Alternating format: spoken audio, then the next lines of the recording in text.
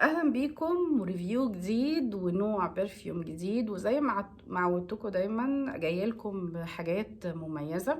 النهارده هتكلم على نوع برفيوم من اول ما هتجيبيه هتقعي في غرامه. حاجه كده مميزه جدا، حاجه مش منتشره، حاجه ثباتها معقول جدا. حاجة ما يختلفش عليها اتنين كمان. يعني انا دايما بقول موضوع الاذواق في البرفانات دوت، لازم يا جماعة تشموا الحاجة الاول. مهما انا كنت بتعجبني الحاجة وبجيلكوا عشان اعمل لكم ريفيو عليها بحيث ان انتوا اقرب لكم الموضوع اكتر، ولكن برضو لازم تشموا. انا ده رأيي. ولكن البرفيوم النهاردة امن جدا ان احنا نشتريه. انا شايفة ان هو ما اختلفش عليه اتنين حقيقي لحد دلوقتي في ان هو يعجب كل الأذواق، مناسب جدا وآمن جدا في خروجات الصبح، المناسبات، الكلام ده كله. فخلونا ندخل على الموضوع. أنا البرفيوم النهاردة اللي معايا الماي واي جورج أرماني. طبعا انتوا عارفين دور الأزياء ديت. جورج أرماني من البيوت الأزياء اللي بتطلع اصدارات جميلة جدا ومميزة جدا. بداية يعني انا بحب برضو ابص للتفاصيل دي. بصوا شكل الغطا، تحسوها يا جماعة زمردة كده في نفسها. فبرضو دي من الحاجات اللي تحسي بفخامة كده وانت بتقتني الازازة دي. فالنهاردة بقى نخش في الموضوع، نخش في النوتة العطرية بقى كده على طول.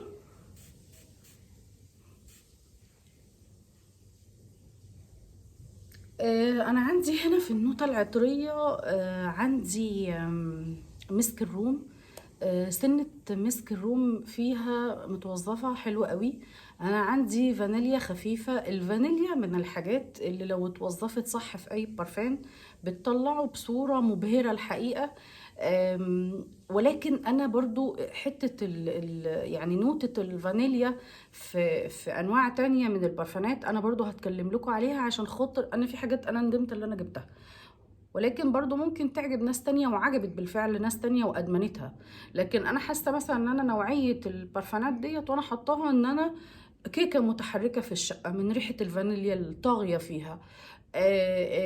يعني انتوا متخيلين لما الواحد بيبقى بيعمل صينية كيكة كده وبتبقى مفحفحة في العمارة وبتبقى مفحفحة في الشقة وحاجة كده من ريحة الفانيليا اللي فيها. فأنا النوتة دي بتقفلني بصراحة في أنواع برفيوم معينة. برضو لازم قريب جدا إن شاء الله هنزل لكم بيها برفيوم مفصل يعني. وبرده لازم تشموها، ممكن تعجبكم، عجبت ناس كتير زي ما قلت لكم، ما عجبتنيش انا. فهنا نوتة الفانيليا في الماي واي هنا متوظفة حلوة قوي، الزهور متوظفة حلوة قوي. كل حاجة متظبطة بشكل أنيق وشيك في الماي واي جورج أرماني زي ما قلت لكم.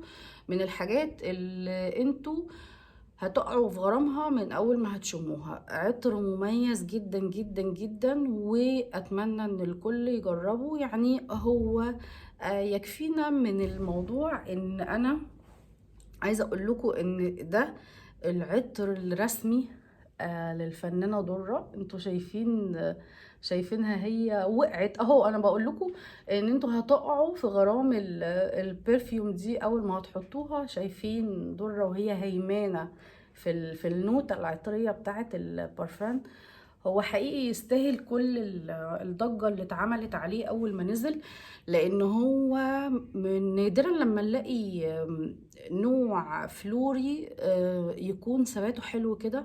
يعني دي حقيقة يعني. مسك الروم هنا ممكن يكون ليه دور في حتة الثبات دوت، والأزهار اللي فيه والياسمين اللي فيه. كل الحاجات دي مدياله درجة ثبات مقبولة جدا. برضو من الحاجات اللي بتتسألي عليها وانت حطاها جدا. يعني برضو آمن ان انا اقول لكم برضو لو رايحة مناسبة خطوبة، لان برضو انتوا عارفين ايه، عارفين اهو ده اللي بينطبق عليه اغنية تامر حسني لما بيقول لك ليه طالة اسم الله لو عدى. اهو فعلا دي من الحاجات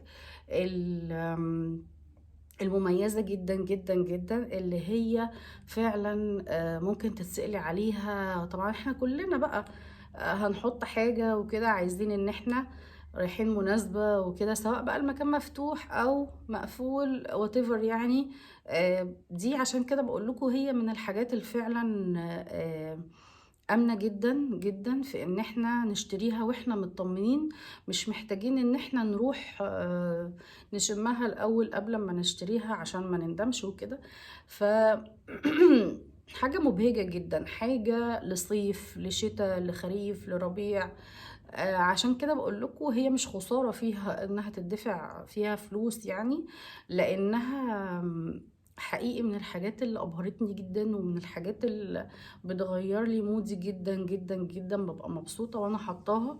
طبعا برضو ده من الحاجات، مش لازم يعني انا هجيب البرفان عشان اخرج بيه وكده، لا مش برضو مش مضموني خالص في حتة ان انا اجيب برفان عشان خاطر ان انا اخرج بيه، لا ما ممكن انا بجيبه عشان برضو استمتع بيه في بيتي. وبرضو ده البنات اللي على وش جواز وكده اللي بيسألوا دايما دايما دايما نجيب ايه من دلوقتي ونشيل ايه، وبرضو دي من الحاجات اللي نوتتها مش يعني ممكن تقعد معانا وقت شوية يعني، في ان هي مش بتتغير زي ما انا كلمتكم قبل كده برضو على ان كل برفان يا جماعة ليه مدة صلاحية، عشان ما نبقاش بنجيب برفان وبندفع فيه فلوس.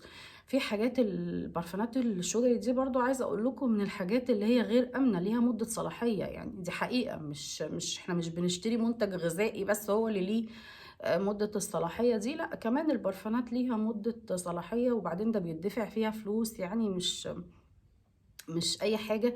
كمان غير كده احنا بنقعد مثلا ندور على حاجة معينة، في انواع بتبقى نادرة جدا ان احنا نقتنيها، فما صدقنا ان احنا ناخدها. كمان عايزه اقول لكم ان احنا لو شلنا البارفان، دي معلومه برضو انا عرفتها من واحده صاحبتي يعني عالمه في البرفيوم يعني. فعايزه اقول لكم ان برضو كل شهرين كده، كل 3 شهور نحاول ان احنا نرش من البرفانات بتاعتنا. لان عارفين انتوا البرفيوم بتبقى يعني ممكن برضو بعوامل الحرارة، بالضوء، بالكلام ده. مش انا مش بروفيشنال قوي في المواضيع دي، ولكن دي بنقل لكم خبرتي البسيطة فيها، عشان خاطر برضو ما تقعوش في ان انتوا تجيبوا حاجة وتخزنوها، هي مش لبس وكده، عشان خاطر ممكن تبوظ مننا. ولكن هي آمنة جدا، ثباتها حلو جدا، من الحاجات اللي زي ما قلت لكم هتقعوا في غرامها اول ما هتشموها، آمنة جدا. اتمنى ان انتوا تجربوها، مش هتندموا عليها. ماي واي جورج ارماني، وان شاء الله ريفيو جديد قريب وانواع جديدة مميزة، ومن الحاجات اللي انا بحبها جدا. اتمنى تعجبكم لما تجربوها، ومستنية رأيكم. باي باي.